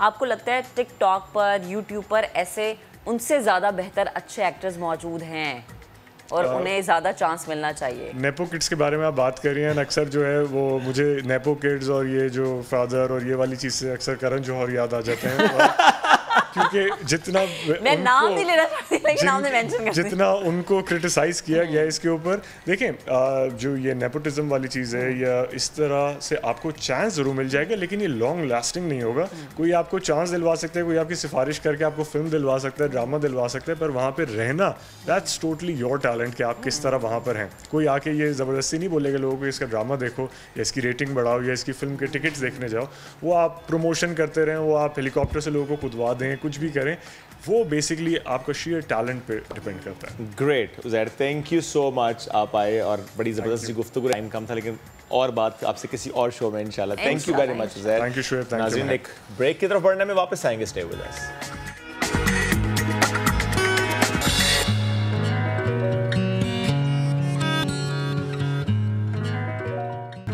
वेलकम बैक जनाब। अब ज़रा हम अपने माशरे के उस रवैये की बात करते हैं जो कि बड़ा आम सा है और हम इस आम को मज़ीद आम बनाते जा रहे हैं क्योंकि हम इस पे बात नहीं करते, इसलिए आज हमने सोचा कि आज इस पे बात करना बेहद ज़रूरी है। किसी औरत को मर्द कहना या उसके जिन्स का मजाक उड़ाना ये इंतहाई शर्मनाक बात है। ये बताता है ये चीज़ कि आप किस मेंटालिटी के हैं, और जब आप एक ऐसी खातून के बारे में बात करते हैं जिसने इस मुल्क का नाम रोशन किया है, इस मुल्क के नाम को रोशन रखने के लिए इंतहाई मेहनत की है, तो आप किस तरह से एक ऐसी खातून के बारे में ऐसे अल्फाज अपने मुंह से अदा कर सकते हैं। और अगर हमारे स्टार्स जिन्हें अवाम बहुत ज़्यादा फॉलो करती है, बहुत ज़्यादा उनकी बातें सुनती है, उनके किरदार पे बहुत ज़्यादा बातें होती हैं, वो ऐसे गैर जिम्मेदाराना बयान दें तो फिर मुआशरे में सुधार कैसे आएगा। और फिर हम ये सोचने पर मजबूर हो जाएंगे कि हमारा मुआशरा कहाँ खड़ा है, क्योंकि कल जिसको हम स्टार बनाते हैं, आज जब वो किसी भी निजी टीवी शो में बैठ के किसी भी खातून के बारे में ऐसे अल्फाज कहते हैं तो यकीन करें बहैसियत औरत मुझे शर्मिंदगी होना शुरू होगी कि हम किस तरह से उस शख्स को अपना स्टार कहें। मैं साबिक क्रिकेटर अब्दुल रज़ाक साहब की बात करी जिन्होंने वुमेन क्रिकेट टीम की ऑलराउंडर निदा डार से मुतालिक ऐसे अल्फाज कहे कि सोशल मीडिया पर तूफ़ान बरपा हो गया। और जब जो ये उनके अल्फाज है वो तूफ़ान इसलिए बरपा करे क्योंकि ये उनके अल्फाज तूफ़ान बदतमीज़ी से शुएब कम नहीं है। एग्जैक्टली और जब हम बात निदा डार की कर रहे हैं और जब बात ये हो रही है कि डिग्रेड किया गया निदा डार को, तो ज़रा रिकॉर्ड की दुरुस्तगी के लिए एक बार ज़रा फिर आपको बता देते हैं कि निदा डार यार ये वो खातून है जिसने पाकिस्तान का नाम इस तरह से रोशन किया कि ना सिर्फ अपनी कैटेगरी में यानी विमेन क्रिकेट टीम में बल्कि किसी मेल क्रिकेटर ने भी ऐसी परफॉर्मेंस नहीं दिखाई। 100 विकेट्स इन्होंने ली हैं T20 की और ये रिकॉर्ड है इनका। ऐसा रिकॉर्ड किसी पाकिस्तानी क्रिकेटर के पास नहीं है, यानी मर्द औरत दोनों में ये पहली क्रिकेटर है। अप्रिशिएट करना चाहिए उन्हें तो। और जब सवाल वो ये कर रहे हैं कि आपका स्टैंडर्ड क्या है, तो भाई जिससे आप कह रहे हैं ना कि आपका स्टैंडर्ड क्या है, उसका स्टैंडर्ड हम आपको बता रहे हैं। क्या बात की गई, ऐसा कौन सा लफ्ज़ कहा गया, क्या चुनाव था अल्फाज का, किस तरह से डिग्रेड किया गया, किस तरह से तज़हीक की गई। और मुझे तो इंतहाई अफसोस के साथ कहना पड़ रहा है कि आप एक टीवी शो में बैठ के अपने मुल्क के एक रोशन सितारे के बारे में आप ऐसी बात करें। आपको तो आई थिंक उन्हें अप्रिशिएट करना चाहिए ताकि वो आगे आने वाली ख़वातीन के लिए माशाल्लाह राह बने, मिसाल बने, रोल मॉडल तो वो हैं ही, साथ ही साथ ख़वातीन जो है उनसे सीखें। आई थिंक अब्दुल रज़ाक साहब को ऐसे अल्फाज बिल्कुल नहीं इस्तेमाल करना चाहिए, चाहे मजाक में भी किए, तंज़ो मज़ाह में भी ये बात हुई, चाहे वो कह दें कि ये एक औरत की इज्जत वाला एलिमेंट जो होता है ना वो उनको मद्देनजर रखना चाहिए। और आप देखिए कि महक उन्होंने आगे से रिएक्ट नहीं किया, कितने तमीज से प्यार से जवाब दिए। शायद वो उन्होंने इस चीज को मद्देनजर रखा कि वो उनके सीनियर है, लेकिन सीनियर भी तभी सीनियर कहलाते हैं जब वो सीनियर्स वाले काम करते हैं। और दूसरी बात है कि चाहे आप कह दीजिए ऑन अ लाइटर नोट, चाहे आप कहते हैं कि मजाक है, चाहे आप इस तरह की बातें, ये बड़ा कॉमन है।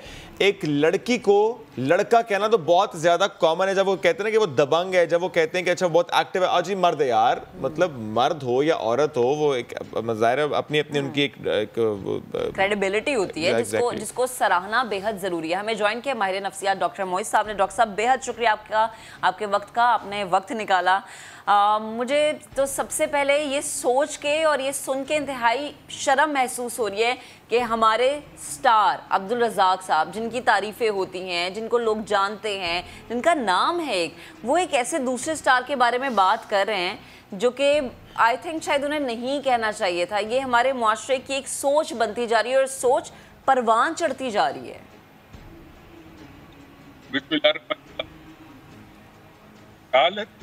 स्टार भी हो सकता है, तालीम याफ्ता शख्स भी हो सकता है। जहालत एक क्या है और किसी को भी हो सकता है। तो ये जो बात इसका ये मतलब है कि स्पोर्ट्स में हो या एथलेटिक्स में, तो वो मर्द बन जाती है, तो इसका ये मतलब है कि मर्द पालन का काम करते हैं तो क्या वो औरत बन जाते हैं। यहाँ पे जो है वो बड़ा अजीब सा है, बोलना तो नहीं चाहिए। डॉक्टर साहब आपकी आवाज़ ठीक से आ नहीं रही, आपको दोबारा हम कनेक्ट करते हैं चूँकि काफ़ी डिस्ट्रॉशन हो रही है। जिक्र हम इस रवैये का कर रहे हैं, ये एक इंसिडेंट है लेकिन ये एक रवैया है। आज हम इस रवैये की बात करें। बात ये नहीं कि अब्दुल रज़ाक साहब ने ये कहा, बिल्कुल उसको कंडेम तो हम कर रहे हैं, लेकिन ये एक रवैया है। ये हर महफिल में रवैया दिखाई देता है और दोनों तरफ से दिखाई देता है। एक लड़के का किसी लड़की को लड़का कह देना उसकी अपीयरेंस की वजह से, या एक लड़के को लड़की कह देना उसकी अपीयरेंस या बोलने के तरीके से। ये दोनों ऐसे मामलात हैं जो बहुत ज़्यादा हमें नज़र आ रहे हैं सोसाइटी में, इन गैदरिंग्स, वो चाहे ऑफिस हो, वो चाहे घर हो, वो चाहे गैदरिंग्स हो, वो चाहे होटल में आप बैठे हैं। ये कितना गलत है। डॉक्टर मोइज साहब प्लीज़ कंटिन्यू कीजिएगा अपनी बात को। जी देखिए, मैं कंटिन्यू ये कर रहा था कि जाहिल होने के लिए ना तालीम की ज़रूरत है, ना आपको स्टार हो। आप स्टार होते हुए भी जाहिल हो सकते हैं। यहाँ जो एलिमेंट है जो मुझे नज़र आ, अगर कोई आपसे ज्यादा परफॉर्म कर रहा है, बेहतर परफॉर्म कर रहा है, उसका नाम है, तो आपको जलन होती है, आपको तकलीफ होती है। ये माशरे में एक रवैया बन चुका है और खासकर मर्दों के इस माशरे के अंदर एक रवैया है कि किसी औरत को जब कामयाब देखेंगे किसी भी फील्ड के अंदर, तो वहाँ एक प्रॉब्लम उनको शुरू हो जाती है कि ये हमसे बेहतर हो गई, ये हमसे आगे हो गई। तो इस किस्म के रिमार्क्स किसी भी शख्स को जो उस मकाम पर हो जिसको लोग स्टार मानते हो उसके लिए बिल्कुल गैर मुनासिब है। इनफैक्ट ये रिमार्क्स के बाद उन्होंने अपनी इज्जत गिरा दी लोगों की नजरों में कि एक लड़की जो इतना अच्छा काम कर रही है, पाकिस्तान का नाम रोशन कर रही है, उसके बारे में आप इस किस्म के अल्फाज इस्तेमाल करते हैं। तो मेरे ख्याल में ये हसद का एलिमेंट हमारे माशरे में इतना बढ़ गया है कि आज भाई भाई से हसद कर रहा है, भाई बहन से हसद कर रही है, एक पड़ोसी दूसरे से हसद, उसके पास अच्छी गाड़ी क्यों आई, उसका अच्छा घर क्यों है, उसके बेटी की शादी में इतना पैसा खर्च हुआ, हमारे पास इतना पैसा नहीं है। तो अमूमी ये रवैया पूरा माशरे के अंदर इतना फैल चुका है कैंसर की तरह कि इसने माशरे को बर्बाद कर रहा है। तो डॉक्टर साहब ये जो मेंटालिटी है, ये आप कह रहे हैं कि कोई चाहे एक स्टार है या नहीं है, ये कोई एक आम भी शख्स है या कोई पड़ोसी है या कोई बहन ही बहन से अगर हसद करिए, ये जो मेंटालिटी बनती जा रही है, ये जो एक जहनी सोच बनती जा रही है, इसका यकीनन आगे जाके नुकसान हमारे मुआशरे को, हमारी आने वाली नस्लों को उठाना तो होगा। ये तो बिल्कुल हो गया ना। आप देखें अब जिस किस्म के वाक़यात रोज आप लोग एक ब्रेकिंग न्यूज करते हैं, अजीब व गरीब रवैये है, कुर्बानी के जानवरों पर जुल्म करना, छोटे बच्चों के साथ ज्यादती करना, ये सब क्या है? ये मतलब इंतहा है। इस माशरे के अंदर इतनी गिलाजत फैल चुकी है कि यहाँ पे कोई जो होना चाहिए बेसिकली एक रिफॉर्म होना चाहिए, और वो शुरू हो उलमाए कराम से। उलमाए कराम लोगों को तरगीब दे, तालीम दे, समझाए, मीडिया पे आके लोगों की इस्लाह करे, तो वो जहन साजी हो ही नहीं रही, बल्कि जहन किसी और तरफ जा रहा है। टिकटॉक की तरफ नौजवान जा रहा है। आपकी नस्ल आने वाले 10-15 साल में किसी काबिल नहीं रहेगी, ना इंजीनियरिंग जानता होगा, ना डॉक्टरी जानता होगा। तो डॉक्टर साहब आपकी नज़र में फिर इन चीज़ों का क्या इलाज है? क्योंकि जब हम देखेंगे कि वो स्टार्स जिनको लोग फॉलो करते हैं, मानते हैं, जानते हैं, मैं किसी एक शख्स का नाम नहीं लूँगी, लेकिन हम शायद देखते हैं कि हमारी ड्रामा इंडस्ट्री में भी ऐसी बहुत सारी चीज़ें हमें देखने को मिलती हैं, तो फिर ये जहनीत ख़त्म कैसे होगी? इसका दी एंड कैसे है? देखिए, एक तो ये बात है कि आप किसी की ज़बान नहीं रोक सकते, लेकिन आप ये कर सकते हैं कि अगर आप समझते हैं कि किसी शख्स ने कोई ऐसी गुफ्तगू की है, ऐसी बात की है या इस किस्म का रवैया है, तो इसके खिलाफ एक महाज खड़ा होना चाहिए। कुछ लोग खड़े हों और उस बात को, उसकी क्रिटिक करे, उसको क्रिटिसाइज करे, तो उसने ऐसा क्यों किया। जब तक लोग खड़े नहीं होंगे सच और हक की आवाज बुलंद करने के लिए, तब तक माशरे में ये बीमारी फैलती जाएगी। तो डॉक्टर साहब ये एक घर का रवैया और जो आपका ब्रॉटअप है, ये भी चीज़ मैटर करती है कि घर में आप अपनी माँ को देखते हैं कि शायद माँ अपनी बड़ी बहन से हसद रखती है या भाई अपने भाई से हसद रखता है, तो वही चीज़ आगे हम फिर बच्चों में भी देखना शुरू कर देते हैं। वही तो होता है ना कि घर के अंदर माँ अपनी सास की बुराई अपने शौहर के सामने करती है, बच्चा देख रहा है। हाँ। अपनी नंद की बुराई करती है, बच्चा देख रहा है। बच्चा क्या सीखता है? बच्चा ये सीखता है कि किसी शख्स की गैर मौजूदगी में उसकी बुराई करना ठीक है, क्योंकि माँ करती है। तो ये बच्चा इस चीज से बड़ा होता है सीखते हुए, तो माशरे में फैलती है बुराई। अपने घरों को ठीक करें। बिल्कुल सही है, सोच को ठीक करें, और ये सोच हमारे बड़ों को ठीक करनी होगी, इसी तरह फिर बच्चे सही बात सीखेंगे। Thank you very much sir, साथ मौजूद थे, आप लोग गुफ्तगू करते बढ़ते हैं आगे और खेल के मैदान की बात करेंगे। वनडे सीरीज में वाइट वॉश, T20 सीरीज में आखिर होगा क्या, ये वो सवाल है जिस पर आज हम बात करेंगे। पाकिस्तान और इंग्लैंड के दरमियान T20 सीरीज आज से नॉटिंघम में शुरू हो रही है। इंग्लिश टीम में कप्तान ओवेन मॉर्गन समेत 11 अहम खिलाड़ियों की वापसी हो गई है। इंग्लैंड की बी टीम ने वनडे सीरीज में पाकिस्तान को वाइट वॉश किया था। वनडे सीरीज के हीरो साकिब महमूद और क्रेगरी को भी T20 स्क्वाड में जगह मिल गई है। पाकिस्तान और इंग्लैंड के दरमियान पहला T20 मैच आज रात 10:30 बजे शुरू होगा। इसी पर मजीद बात करेंगे। हमें ज्वाइन किया है स्पोर्ट्स एनालिस्ट मिर्ज़ा इकबाल बेग साहब ने। Sir thank you very much for joining us today. Sir team तो परफॉर्म कर नहीं रही और हेड कोच तमाम जो जिम्मेदारी है वो सिर्फ टीम पर डाल देते हैं।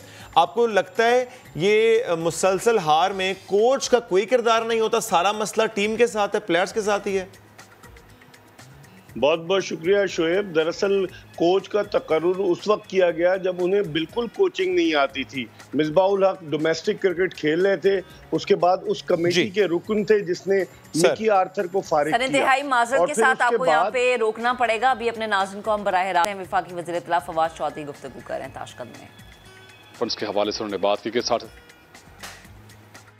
वफाकी वज़ीर इत्तला फवाद चौधरी इस वक्त ताशकंद में मौजूद है, गुफ्तगू कर रहे हैं। खान साहब भी यहाँ पर मौजूद है। अहम मौज़ूआत हैं जिन पर डिस्कशन होनी है, और जब इस तरह के मौज़ूआत होते हैं तो यकीनन पाकिस्तान की पॉलिसी को बड़ा मद्देनज़र रखा जाता है। मिर्ज़ा इकबाल बेग साहब हमारे साथ मौजूद है, और इससे पहले हम गुफ्तगू कर रहे थे क्रिकेट के मामले पर कि किस तरह से हेड कोच तमाम तर जिम्मेदारियाँ टीम पर डाल देता है और तमाम तर जिम्मेदारियों से बरीउल ज़िम्मा हमें नज़र आता है। जी बताएगा सर, जो आप बात कर थे, यकीनन कोच की जिम्मेदारी ज्यादा बनती है बजाय इसके कि आप टीम को कसूरवार ठहरा दें। जी, महक मिसबाउल हक को बिल्कुल आउट ऑफ नो वे लाकर पाकिस्तानी क्रिकेट टीम का हेड कोच न सिर्फ बनाया गया, चीफ सिलेक्टर, बैटिंग कोच बनाया गया, बाद में 2 ओहदे उनसे ले लिए गए। हेड कोच हैं वो पाकिस्तानी क्रिकेट टीम के, और कमज़ोर टीमों के खिलाफ जीत कर वो खुशी के शादियाने बजाते हैं, और जब मजबूत टीमें आती हैं, डिफ़िकल्ट कंडीशंस आती हैं, तो फिर पाकिस्तानी खिलाड़ी जो है वो उनकी कारकर्दगी जवाल की तरफ गामजन हो जाती है। तो इसकी जिम्मेदारी तो कोच पर आयद होती है ना। भारी तनख्वाह ले रहे हैं वो अपने मंजूर नज़र क्रिकेटर्स को नवाज रहे हैं। आप देखें फ़हीम अशरफ की कारकर्दगी, शादाब खान की कारकर्दगी, अगर उन पर तनकीद होती है तो मिसबाह उल हक कहते हैं कि ये टीम के बैलेंस के लिए बेहद ज़रूरी है। तो मैं समझता हूँ कि कोच की जिम्मेदारी है। आप दुनिया के दीगर ममालिक को देख ले कि जहाँ हेड कोच एक स्ट्रेटजी प्लान करता है, जहाँ पर तो कुछ समझ में नहीं आ रहा। आप इंग्लैंड की बी टीम से 3-0 हार गए, आप जिम्बाब्वे से एक T20 हारे, आप जिम्बाब्वे से यहाँ पाकिस्तान में एक वनडे हारे, साउथ अफ्रीका से एक हारे मैच। तो समझ में नहीं आता। हेड कोच की जिम्मेदारी मैं समझता हूँ बहुत ज्यादा है और अब वक्त आ गया है कि पाकिस्तान क्रिकेट बोर्ड को इनसे छुटकारा हासिल करना चाहिए, किसी प्रोफेशनल आदमी को लाया सर ये जो आपने बात की कि इनसे छुटकारा और प्रोफेशनल आदमी को लाना चाहिए सर, तो मैं जानना आपसे भी चाह रहा हूँ कि अगर मिसबा साहब बात करते हैं कि हमारे डोमेस्टिक में कोई टैलेंट नहीं, एक शख्स जो 8 साल कप्तान रहे फिर कोच बन जाए और उसे टैलेंट आइडेंटिफाई ना कर सके, तो सर फिर तो ये जो बात आपने आखिर में की, ये बात दुरुस्त है, हटा देना चाहिए, किसी प्रोफेशनल को लाना चाहिए, लेकिन क्या फिर किसी फॉरेनर को ही लाना चाहिए? मेरे ख्याल में शोएब फॉरेनर ज्यादा जो है कॉम्पिटेंट होता है। आप देखें, बेशक मिकी आर्थर पर हमने तनकीद की, लेकिन वो नेपोटिज्म और फेवरेटिज्म से बालातर होकर टीम को सिलेक्ट करता है। जब हमारा कोई कोच हेड कोच आता है तो कुछ उसके मंजूर नज़र खिलाड़ी होते हैं जिन पर उसकी नजरें इनायत होती है, जिसकी वजह से हमें प्रॉब्लम्स होती हैं। मैं समझता हूं कि अगर मिसबाह उल हक डोमेस्टिक क्रिकेट पर तनकीद कर रहे हैं तो आखिर जब टीम सेलेक्ट होती है तो उनकी इनपुट भी ली जाती है, नहीं कि टीम उनकी इनपुट के बगैर सेलेक्ट होती है। और 11 खिलाड़ी जब वो सेलेक्ट करते हैं तो होल सोल वो खुद ही जिम्मेदार होते हैं, तो जिम्मेदारी उन्हें अपने कंधों पर लेनी चाहिए। जी ठीक है सर, बेहद शुक्रिया, आप हमारे साथ गुफ्तगू कर रहे थे। और खेल है, इसके मामले पर हम जब बात करते हैं तो एक ही खेल रह जाता है हमारे पास, वो होता है क्रिकेट। लेकिन जब क्रिकेट में भी हम देखेंगे कि मेरिट पर सपोर्ट नहीं मिलती तो फिर ये कहाँ खड़ी है, ये एक अहम सवाल है जिसका जवाब हम बार बार जानने की कोशिश करते हैं। आगे बढ़ते हैं, तारीखी शहर ज़रा लाहौर का भी रुख करेंगे और वहाँ पर जो मामला है और जो वहाँ पर जिस तरह से बाग मौजूद है और जो उनकी सकाफत है उस पर बात करना बेहद ज़्यादा ज़रूरी होता है। ब्रेक के बाद करें कि अभी कर लें? मेरे ख्याल से ब्रेक के बाद कर लेते हैं। चलिए ब्रेक लें जी।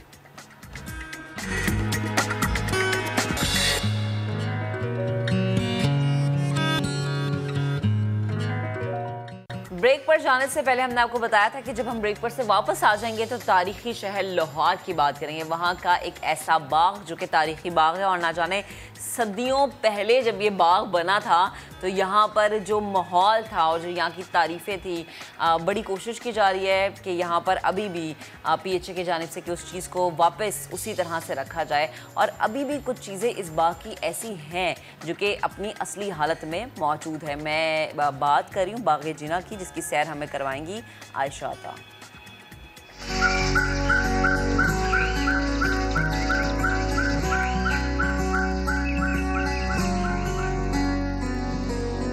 कदावर दरख्त, चारों इतराफ फैली हरियाली, 145 एकड़ रकबे पर मुहित ये मनाजिर हैं बागों के शहर में वाक़े बागे जिना की।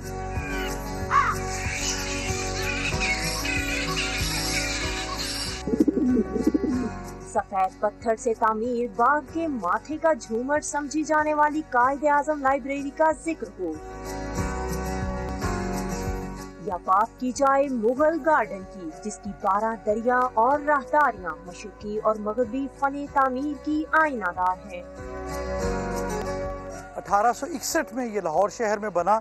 ये तकरीबन 176 एकड़ पर मुश्तमिल है और इसमें 21 एकड़ के करीब चिड़ियाघर को जगह मुख्तस कर दी गई और फिर तकरीबन 14 एकड़ जो है गवर्नमेंट कॉलेज लाहौर को दिया गया ताकि वहाँ पे बोटेनिकल गार्डन बनाया जा सके।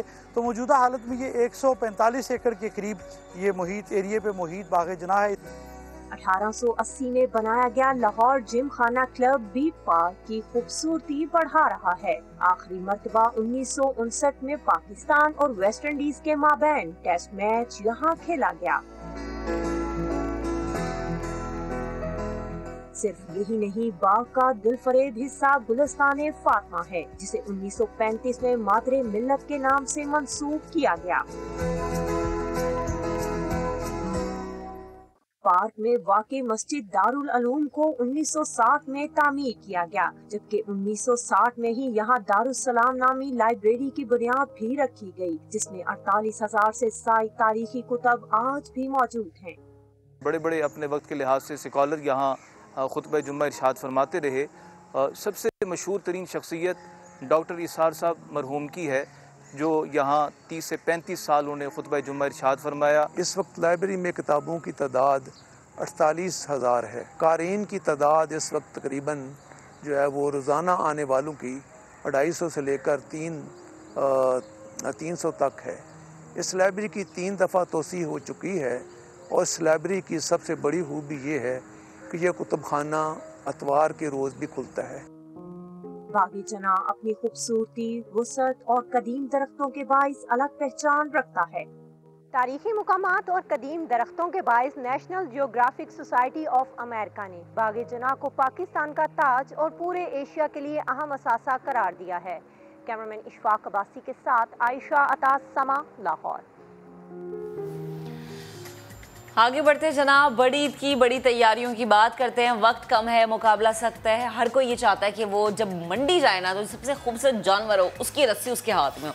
ईद कुर्बा पर भारी भरकम मवेशी तवज्जो का मरकज बने रहते हैं। आज हम आपको मिलवा रहे हैं 70 लाख के बादशाह। वैसे बादशाह बड़ा सस्ता, 70 लाख करोड़ों वाले बादशाह देखे हैं, और 10 लाख के बोला से खूबसूरत मवेशी दिखाने के लिए हमने रुक किया सिंध डेयरी का, जहाँ 50 के करीब जानवर मौजूद है। और इसी पर हमने बात करने के लिए दावत दी है बाड़ा मुंतज़िम मोहम्मद जमील साहब को। जमील साहब, बेहद शुक्रिया आपके वक्त का।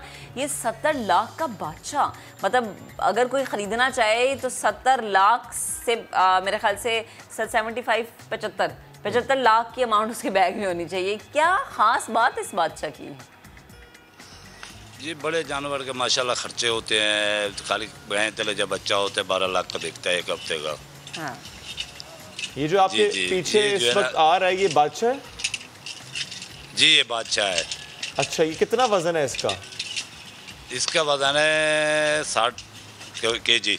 60 किलो? हाँ, किलो। 60? जी जी। मन में नहीं होता? हाँ, ये तो मन में होता है मुझे लगता है। गायें 60 मन पे हाँ। ये मन पे 60 किलो तो मेरा है। जो है नहीं 60 मन भाई। अच्छा, फिर ठीक है। ओके, अब सांस में सांस आया। आप ये बताएंगे क्या कुछ खिलाते पिलाते रहे हैं, कितनी इसकी उम्र है? ये बच्चे की माशाल्लाह उम्र है 32 महीने की। 32 महीने की, ठीक है। और एक महीने में कितना खर्चा आता है इसके खिलाने पिलाने में? जानवरों का महीने का खर्चा आता है 45,000 महीना, बड़े जानवर का। यानी बादशाह का 45,000 महीना आया है माशाल्लाह। दूध, मक्खन, सरसों का तेल, ये बड़े जानवरों का बड़ा खर्चा होता है। यानी तकरीबन 14-15 लाख का तो आपने खाना खिला दिया इसको? जी जी, 3 साल में। फिर भी 70 लाख का मेहनत किया। फिर भी 70 लाख? ये महंगाई बहुत है। अभी ये बच्चा जब भी लेगा, कोई पालने वाला लेगा, कुर्बानी वाला कोई भी नहीं लेगा इंशाल्लाह। ये 1-2 साल और भी गुंजाइश है। हाँ। जी जी जी। उम्र जैसे आप बता रहे हैं इसकी 32 महीने। यानी ये इस दफा आपने इस नियत से आप लेकर आए कि कोई लेगा इसे अगले साल के लिए? अगले साल के लिए ठीक है। आप जरा 10 लाख का जो भोला है वो भी तो दिखाएं, उसके बारे में भी बताएं। जी जी जी, भोला बच्चा है लाल बादशाह।